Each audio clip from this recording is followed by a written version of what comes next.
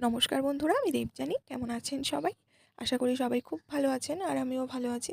তো আজ মঙ্গলবার দুপুরে কী কী রান্নাবান্না হলো তারই একটা ছোট্ট ভিডিও আপনাদের সাথে শেয়ার করতে চলে এলাম।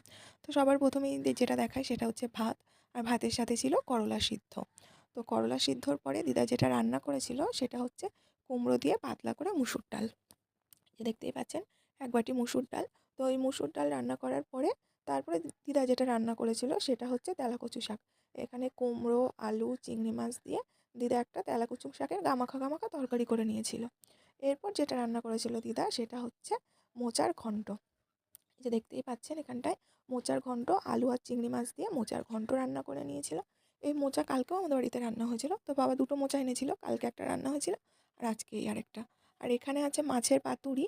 তো এটা মা করেছিল, এখানে ঢেলা মাছের পাতুরি করেছিল মা।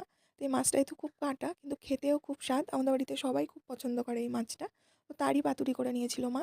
তো এই তো ছিল সব রান্নাবান্না। ভিডিওটা দেখে জানাবেন কেমন লাগলো।